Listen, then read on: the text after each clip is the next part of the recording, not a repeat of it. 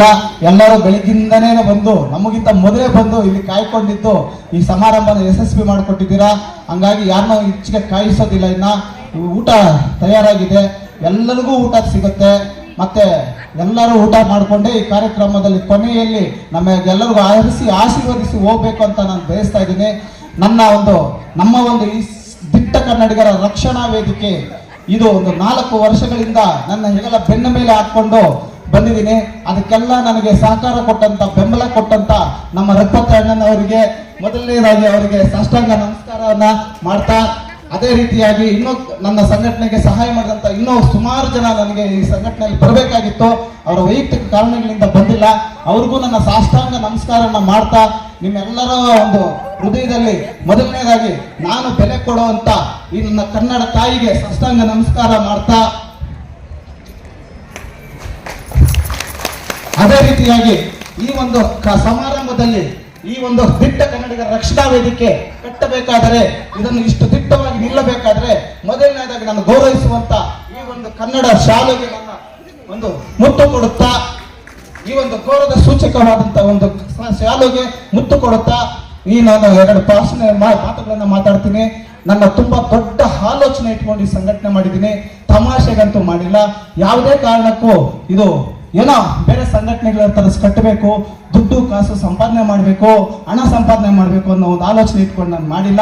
ಆ ತರ ಆಲೋಚನೆ ಇಟ್ಕೊಂಡು ಮಾಡಿದ್ರೆ 4 ವರ್ಷದಿಂದ ಇಲ್ಲಿ ಈ ಸ್ಥಾನದಲ್ಲಿ ಇರ್ತಾ ಇರಲಿಲ್ಲ, ಇನ್ಯಾವುದೋ ಸ್ಥಾನದಲ್ಲಿ ಇರ್ತಾ ಇದ್ದೆ ಅಂತ ಹೇಳ್ತಾ ಇದ್ದೀನಿ. ಒಬ್ಬ ಕಡು ಬಡವನಾಗಿ ಈ ಒಂದು ಸಂಘಟನೆ ಕಟ್ಟಿದ್ದೀನಿ. ನಾನು ಕಟ್ಟಬೇಕಾದ್ರೆ ಸುಮಾರು ಜನ ಹೇಳ್ತಾ ಇದ್ರು, ಇಲ್ಲಿ ದುಡ್ಡು ಕಾಸು ಇದ್ದವರೇ ಸಂಘಟನೆ ಕಟ್ಟಕ್ಕಾಗತ್ತೆ, ಪಕ್ಷ ಕಟ್ಟಕ್ಕಾಗತ್ತೆ, ನಿಲ್ಲಕ್ಕಾಗುತ್ತೆ ಅಂತ. ಅದನ್ನ ಸುಮಾರು 4 ವರ್ಷಗಳಲ್ಲಿ ನನ್ನ ಗಮನಕ್ಕೆ ಬಂತು.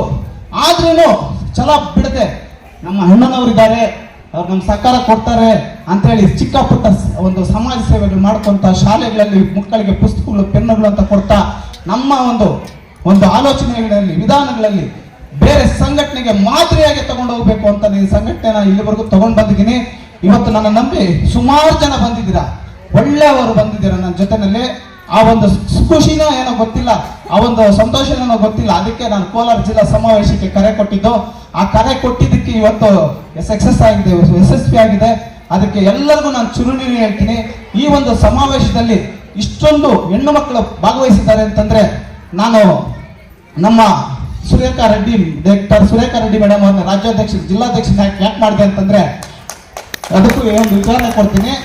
ನಾನು ಈ ಒಂದು 4 ವರ್ಷದ ಒಂದು ಹೋರಾಟದಲ್ಲಿ, 4 ವರ್ಷದ ಒಂದು ಇದು ದಾರಿನಲ್ಲಿ ನಮ್ಮ ಈ ಒಂದು ಸಾರಿ ಹೆಣ್ಣು ಮಕ್ಕಳು ತುಂಬಾ ಜನ ನಮ್ಮ ಸಂಘಟನೆಯಲ್ಲಿ 400 ಜನ ಇದುವರೆಗೂ ನಮ್ಮ ಸಂಘಟನೆಯಲ್ಲಿ ಆ ಸದಸ್ಯತ್ವ ತಗೊಂಡು ನನ್ನ ಜೊತೆ ಕೈ ಜೋಡಿಸಿದ್ದಾರೆ. ಆ ಒಂದು 400 ಜನ ಏನ್ ನಮ್ಮ ಜೊತೆ ನಮ್ಮ ಸಂಘಟನೆ ಸದಸ್ಯ ತಗೊಂಡಿದ್ದಾರೆ ಅಂತ ಹೆಣ್ಣು ಮಕ್ಕಳು ಇವತ್ತು 400 ಜನ ನಮ್ಮ ಜೊತೆ ಇದ್ದಾರೆ. ಆ ಹೆಣ್ಣು ಮಕ್ಕಳಿಗೆ ಒಬ್ಬ ಪುರುಷರು ರಾಜ್ಯಾಧ್ಯಕ್ಷ ಸ್ಥಾನ ಕೊಟ್ಟರೆ ಹೆಣ್ಮಕ್ಳ ಪರಿಸ್ಥಿತಿಗಳು ಅವ್ರನ್ನ ಎಷ್ಟೋ ಒಂದು ಒಳದ ಒಂದು ಮನಸ್ಸಿರ್ತವೆ, ಅವೆಲ್ಲ ಹೇಳ್ಕೊಳಕ್ ಆಗಲ್ಲ ಅಂತಾನೆ ನನ್ನ ಡಾಕ್ಟರ್ ಸುರೇಖಾ ರೆಡ್ಡಿ ಅವ್ರನ್ನ ಪರ ರಾಜ್ಯದವರು, ಆಂಧ್ರದವರು, ಆದ್ರೆ ಅವ್ರನ್ನ ಏನು ಕೊಟ್ಟಿದ್ದೆ ಅಂತಂದ್ರೆ ಹೆಣ್ಮಕ್ಳ ಒಂದು ಹೃದಯನ, ಅವರ ಪರಿಸ್ಥಿತಿನ ಅರ್ಥ ಮಾಡ್ಕೊಂತಾರೆ ಅಂತ ಒಂದು ಹೆಣ್ಣೆ ನಮ್ಮ ಸಂಘಟನೆಯಲ್ಲಿ ರಾಜ್ಯಾಧ್ಯಕ್ಷರಾಗಿರ್ಬೇಕು. ಅವಾಗಲೇ ಹೆಣ್ಮಕ್ಳಿಗೆಲ್ಲರಿಗೂ ಒಂದು ಅವ್ರಿಗೆ ಧೈರ್ಯ ಕೊಡೋಕ್ಕಾಗುತ್ತೆ, ಧೈರ್ಯ ತುಂಬಕ್ಕಾಗುತ್ತೆ, ಅವರ ಒಂದು ಎಲ್ಲಾ ರೀತಿಯ ಸಮಸ್ಯೆಗಳಿಗೆ ಸ್ಪಂದಿಸಕ್ಕಾಗುತ್ತೆ ಅಂತ ನಾನು ಅವ್ರನ್ನ ಮಾಡಿದ್ದೀನಿ.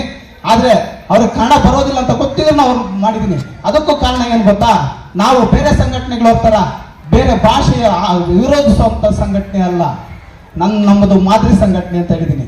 ಸಣ್ಣ ವಿಷಯದಿಂದ ದೊಡ್ಡ ವಿಷಯದವರೆಗೂ ಪ್ರತಿಯೊಂದು ವಿಚಾರದಲ್ಲೂ ಒಂದು ಮಾದರಿಯಾಗಿ ತಗೊಂಡು ಹೋಗ್ಬೇಕು ಅನ್ನೋದು ನನ್ನ ಆಲೋಚನೆ.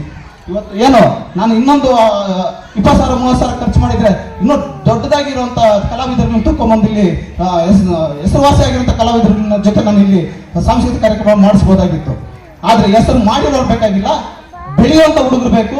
ಅವರ ಒಂದು ಅವರ ಒಂದು ಪ್ರತಿಭೆನ ತೋರಿಸ್ಕೊಳ್ಳುವಂತ ಹುಡುಗರಿಗೆ ನಾವು ನಮ್ಮ ಕಾರ್ಯಕ್ರಮದಲ್ಲಿ ಅವ್ರಿಗೆ ಒಂದು ಉನ್ನತ ಶಿಖರಕ್ಕೆ ಹೋಗುವಂತ ಅವಕಾಶ ಕೊಡಬೇಕು ಅಂತ ಎಲ್ಲಿಂದನೋ ಅವರು ಪ್ರತಿಭೆಗಳಿರುವಂತ ಅವ್ರನ್ನ ಗುರುಸಿ ನಾನು ಈ ಕಾರ್ಯಕ್ರಮ ಕೊಟ್ಟು ಸಾಂಸ್ಕೃತಿಕ ಕಾರ್ಯಕ್ರಮಗಳು ಮಾಡ್ತಾ ಇದ್ದೀನಿ. ಇನ್ನೊಂದು 10-20 ಸಾವಿರ ಖರ್ಚು ಮಾಡಿದ್ರೆ ಇನ್ನೂ ಒಳ್ಳೆ ಕಲಾವಿದರು ಹೆಸರು ಮಾಡಿರೋ ಕಲಾವಿದರು ಬರ್ತಾ ಇದ್ರು. ಆದ್ರೆ ನನ್ನ ಆಲೋಚನೆಯಲ್ಲಿ ಒಂದು ಮಾದರಿ ಆಗ್ಬೇಕಂತಂದ್ರೆ ಸಣ್ಣ ವಿಷಯ ದೊಡ್ಡ ವಿಷಯದ್ರಿಗೂ ಪ್ರತಿಯೊಂದರಲ್ಲೂ ಮಾದರಿ ಆಗಿರ್ಬೇಕು ಅಂತ ಒಂದು ಗುಣ ಇಟ್ಕೊಂಡಿರೋದ್ರಿಂದ ನಾನು ಅವ್ರನ್ನ ಗುರುತಿಸ್ತಾ ಇದ್ದೀನಿ. ಅದೇ ವಿಚಾರದಲ್ಲೇ ಇನ್ನೊಂದು 2 ಮಾತಲ್ಲಿ ಮುಗಿಸ್ಬಿಡ್ತೀನಿ. ಇವತ್ತೇನು ಸುಮಾರು ಜನ 400 ಜನ ಸದಸ್ಯತ್ವ ಹೊಂದಿದ್ದೀರಾ. ಆ 400 ಜನ ಸದಸ್ಯತ್ವ ಹೊಂದಿರುವಂಥ ಹೆಣ್ಣು ಮಕ್ಕಳಿಗೆ ನಮ್ಮ ದಿಟ್ಟ ಕನ್ನಡಿಗರ ರಕ್ಷಣಾ ವೇದಿಕೆ 4 ವರ್ಷ ಆಗಿ ಇವತ್ತಿಷ್ಟು ಯಶಸ್ವಿಯಾಗಿದೆ. ಇನ್ನು ಮೇಲೆ ಅದೇ ದಿಟ್ಟ ಕನ್ನಡಿಗರ ರಕ್ಷಣಾ ವೇದಿಕೆಯಲ್ಲಿ ಆಪತ್ ಬಾಂಧವ ಸೇವಾ ಕೇಂದ್ರ ಅಂತ ನಾವೊಂದು ಕಮಿಟಿನ ತಯಾರು ಮಾಡಿದ್ದೀವಿ. ಆ ಕಮಿಟಿನಲ್ಲಿ ಹೆಸರುಗಳು ಇವಾಗ ಹೇಳಕ್ಕಾಗೋದಿಲ್ಲ. ನಾನು ಮುಂದಿನ ದಿನಗಳೆಲ್ಲ ಅದನ್ನು ಪ್ರಸ್ತಾಪ ಒಂದು ಪತ್ರಿಕಾ ಮುಖಾಂತರ ನಾನು ತಿಳಿಸ್ಕೊಡ್ತೀನಿ. ಆ ಕಮಿಟಿಯಲ್ಲಿ ಯಾರ್ಯಾರು ಇದ್ದಾರೆ ಅಂತ. ಅದ್ರಲ್ಲಿ ತುಂಬಾ ಜನ ಹೆಣ್ಮಕ್ಳು ಇದ್ದಾರೆ, ಅವ್ರಿಗೆ ಅವಕಾಶ ಕೊಟ್ಟಿದ್ವಿ. ಅದರಲ್ಲೂ ಕೂಡ ಮತ್ತೆ ಅದರಲ್ಲಿ ಒಂದು ಯುವ ಕಮಿಟಿ ಅಂತ ಮಾಡ್ತಾ ಇದ್ವಿ. ಆ ಯುವ ಕಮಿಟಿ ಏನ್ ಮಾಡ್ತಾ ಇದ್ವಿ ಅಂತಂದ್ರೆ, ಇದು ಉದ್ದೇಶ ಅಂತಂದ್ರೆ, ಆಪತ್ ಬಾಂಧವ ಸೇವಕ ಅಂದ್ರೆ ಉದ್ದೇಶ ಏನಪ್ಪಾ ಅಂತಂದ್ರೆ, ಇವತ್ತಿನ ಕಾಲದಲ್ಲಿ ನಾನು ಗಮನಿಸಿರೋ ಪ್ರಕಾರ ಆಸ್ಪತ್ರೆಗಳಲ್ಲಿ ನಮ್ಮ ಒಂದು ಎಷ್ಟೋ ಸಂಬಂಧಿಕರು ಆಸ್ಪತ್ರೆಯಲ್ಲಿ ಇರ್ತಾರೆ. ನಾವು ಅವ್ರಿಗೆ ಕಾವಲಾಗಿರ್ತೀವಿ. ಅಂತ ಸಮಯದಲ್ಲಿ ಇಲ್ಲಿ ಒಂದು ಟ್ಯಾಬ್ಲೆಟ್ ಬರ್ದಿದ್ರೆ ಇನ್ನೊಂದು ಬಿಲ್ಡಿಂಗ್ ಅಲ್ಲಿ ತಗೊಂಡ್ಬರ್ಬೇಕು, ನಮ್ಗೆ ಗೊತ್ತಿರೋದಿಲ್ಲ. ಮತ್ತೆ ಎಷ್ಟೋ ಸಾರಿ ಅನಾರೋಗ್ಯದ ಸಮಸ್ಯೆಗಳಲ್ಲಿ ಇದ್ರೆ ಎಷ್ಟೋ ಸಾರಿ ಒಂದು 100 ರೂಪಾಯಿ ಕೂಡ ನಮಗೆ ಕಷ್ಟ ಇರುತ್ತೆ. ಮುಂದಿನ ದಿನಗಳಲ್ಲಿ ಯಾರು ನಮ್ಮ ಸಂಘದಲ್ಲಿ ಸದಸ್ಯತ್ವವನ್ನು ಪಡಿತಾರೆ ಅಂತ ಎಲ್ಲರಿಗೂ, ಸದಸ್ಯತ್ವ ಪಡೆದಿರೋ ಎಲ್ಲರಿಗೂ ಆಪತ್ ಬಾಂಧವ ಸೇವಾ ಕೇಂದ್ರದಿಂದ ಆರ್ಥಿಕ ಸಹಾಯ ಮೊದಲನೇದಲ್ಲಿ ಒಂದು ಕಡಿಮೆ ಅಮೌಂಟ್ ಇಂದ ನಾವು ಸಹಾಯ ಮಾಡ್ತೀವಿ. ಮತ್ತೆ ಅವ್ರ ಜೊತೆ ಅವರ ಸಂಬಂಧಿಕರ ತರ ಅಣ್ಣ ತಮ್ಮಂದ್ರಿಗಿಂತ ಇನ್ನೂ ಹೆಚ್ಚಿಗೆ ಅವರ ಜೊತೆ ಇದ್ದು ಆಸ್ಪತ್ರೆಯಲ್ಲಾಗಿರ್ಬೋದು, ಇನ್ನೂ ಬೇರೆ ಸಮಸ್ಯೆಗಳಲ್ಲಿರ್ಬೋದು, ಅವರ ಸಂಬಂಧಿಕರಿಗಿಂತ ಹೆಚ್ಚಿಗೆ ಒಂದು ಅವರಿಗೆ ಬೆನ್ನೆಲುಬಾಗಿ ನಿಂತು ಅವರ ಭುಜದ ಮೇಲೆ ಕೈ ಹಾಕಿ ನಾವು ಇದ್ದೀವಿ ಅನ್ನೋ ಧೈರ್ಯ ನಮ್ಮ ಒಂದು ಆಪತ್ ಬಾಂಧವ ಸೇವಕರಿಂದ ಕೊಡ್ತೀವಿ. ಆರ್ಥಿಕವಾಗಿ ಇರ್ಬೋದು, ಸಾಮಾಜಿಕವಾಗಿರ್ಬೋದು, ಇನ್ನೊಂದು ಅವರ ಒಂದು ವೈಯಕ್ತಿಕ ವಿಚಾರದಲ್ಲಾಗಿರ್ಬೋದು, ಎಲ್ಲ ವಿಚಾರದಲ್ಲೂ ನಮ್ಮ ದಿಟ್ಟ ಕನ್ನಡಿಗ ರಕ್ಷಣಾ ವೇದಿಕೆಯ ಆಪತ್ ಬಾಂಧವ ಸೇವಾ ಕೇಂದ್ರ ಕೆಲಸ ಮಾಡುತ್ತೆ. ಮುಂದಿನ ದಿನಗಳಲ್ಲಿ ಅದಕ್ಕೆ ಸಹಾಯವಾಣಿಯನ್ನು ತೆರಿತೀವಿ. ಆ ಸಹಾಯವಾಣಿ ಏನ್ ಮಾಡುತ್ತೆ ಅಂತಂದ್ರೆ, ಆಪತ್ತು ಕಾಲದಲ್ಲಿ ಯಾರಿಗೆ ಅಂಗಾಮಿ ಅಂತ ಬಂದಾಗ, ಅವ್ರಿಗೆ ಆಕ್ಸಿಡೆಂಟ್ ತುರ್ತು ಪರಿಸ್ಥಿತಿಗೆ ಬಂದಾಗ ನಾವೇ ಖುದ್ದು ಅವ್ರನ್ನ ಭೇಟಿ ಮಾಡಿ ಅವ್ರನ್ನ ನಮ್ಮ ಟೀಮೇ ಹೋಗಿ ಅವ್ರನ್ನ ಆಕ್ಸಿಡೆಂಟ್ ಆಗಿರುತ್ತೆ ಎಲ್ಲೋ ಅಲ್ಲಿ ಖುದ್ದು ನಮ್ಮ ಟೀಮ್ ಹೋಗಿ ಅವ್ರನ್ನ ತಗೊಂಡು ಆಸ್ಪತ್ರೆಗೆ ಹೋಗಿ ಅವ್ರನ್ನ ಚಿಕಿತ್ಸೆ ಕೊಡುವಂಥ ಜವಾಬ್ದಾರಿನ ನಮ್ಮ ಟೀಮೇ ಪಡ್ಕೊಳ್ಳುತ್ತೆ. ಅದೊಂದು ನಮ್ಮ ಕಾರ್ಯಕ್ರಮದಿಂದ ಸಂಸ್ಥೆಯಿಂದ ಮಾಡ್ತಾ ಇದ್ದೀವಿ. ಅದಕ್ಕೆ ಬೇಕಾಗಿರುವಂಥ ಮುಂದಿನ ದಿನಗಳ ವಾಹನ ಎಲ್ಲ ವ್ಯವಸ್ಥೆ ಮಾಡ್ಕೊಡ್ತೀವಿ ಅಂತ ಹೇಳ್ತಾ, ನಿಮ್ಮೆಲ್ಲರಿಗೂ ಈ ಕಾರ್ಯಕ್ರಮಕ್ಕೆ ಬಂದಿದ್ದಕ್ಕೆ, ಈ ಕಾರ್ಯಕ್ರಮ ಯಶಸ್ವಿ ಮಾಡಿದಂತ ನನ್ನ ತಾಯಿಯಂದಿರು, ಅಕ್ಕಂದಿರು, ಅಣ್ಣಂದಿರಿಗೆ ಸುಮಾರು ಜನ ಇದ್ದಾರೆ. ಹೆಸರು ಹೇಳ್ಬೇಕು. ಅದ್ರಲ್ಲಿ ತುಂಬಾ ಜನ ಬಂದಿದ್ರ. ಅದರಲ್ಲೂ ನಮ್ಮ ತಾಯಿ ಶ್ರೀನಿವಾಸಪುರದಿಂದ ಬಂದಿದ್ದಾರೆ. ಇವರು ನಾನಿದ್ದೀನಿ ನಿನ್ನ ಮಗನೇ, ನಿನಗೆ ಯಾಕೆ ಕಷ್ಟ ಭಯ ಪಡಬೇಡ, ನಾನು ಇದ್ದೀನಿ ಅಂತ ಹೇಳ್ಬಿಟ್ಟು ತಾಯಿಯಂದಿರು ಸುಮಾರು ಜನ ಇದ್ದೀರಾ. ನನಗೆ ಬೆನ್ನೆಲುಬು ಕೊಟ್ಟಿದ್ದೀರಾ, ಸಪೋರ್ಟ್ ಮಾಡಿದ್ರಿ ಕಾರ್ಯಕ್ರಮ ಕೊಡಕ್ಕೆ. ಅವರೆಲ್ಲರಿಗೂ ನಾನು ಅವ್ರಿಗೆ ಕಾಲಿಗೆ ಮೊಕ್ತಾ, ಈ ತಾಯಿಗೆ ಹೋಗಿ ಮೊಕ್ಕಿದ್ರೆ ಇನ್ನೆಲ್ಲರಿಗೂ ಕಾಲಿಗೆ ಮೊಕ್ದಂಗೆ ಅಂತ ಹೇಳ್ತಾ, ಇನ್ನೂ ಸುಮಾರು ಜನ ಹೆಸರು ಹೇಳಕ್ ನನಗೆ ಆಗ್ತಾ ಇಲ್ಲ, ಸಮಯ ಇಲ್ದಿರೋ ಕಾರಣ ನಾನು ಹೇಳಕ್ ಆಗ್ತಾ ಇಲ್ಲ.